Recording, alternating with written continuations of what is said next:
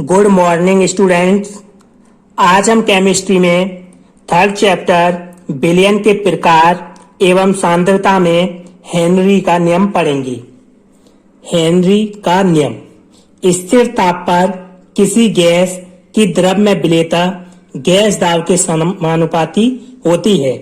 स्थिर ताप पर या निश्चित ताप पर किसी भी गैस की द्रव में जो विलेयता होती है वो गैस दाब के समानुपाती होती है। यानी कि जितना गैस दाब अधिक होगा उस गैस की द्रव में विलेयता उतनी ही अधिक होगी। यदि गैस दाब कम होगा तो उस गैस की द्रव में विलेयता भी कम होगी। M proportional to P। M proportional का साइन हटाएंगे, इक्वल का साइन आएगा यहाँ M इक्वल KP, जहां M घुली हुई गैस की मात्रा है, P सामने पर गैस का दाब है, जबकि K एक समानुपाती नियतांक है। किसी गैस का वाष्प अवस्था में आंशिक दाब उस विलयन में उपस्थित गैस के मोल भिन्न के समानुपाती होता है। किसी भी गैस का वाष्प अवस्था में आंशिक दाब उस विलयन में उपस्थित गैस के मोल भिन्न के समानुपाती होता है। यानी जितना उसमें गैस में मोल भिन्नों की मात्रा अधिक होगी उसका आंशिक दाब उतना ही अधिक होगा। P proportional to X gas, proportional का साइन हटाएंगे, इक्वल का साइन आएगा, P equal KH X gas, जहां P उस गैस का आंशिक दाब है जबकि X गैस गैस के मोल भिन्न है और KH हेनरी स्थिरांक है जो कि एक समानुपाती नियतांक है।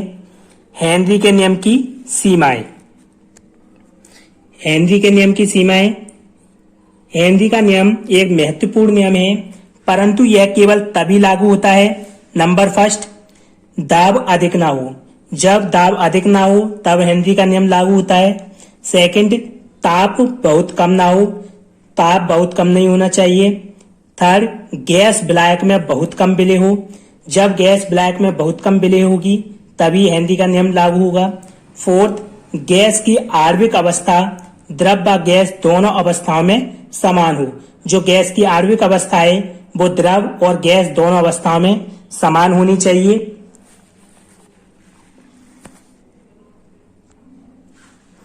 हेनरी नियम के अनुप्रयोग।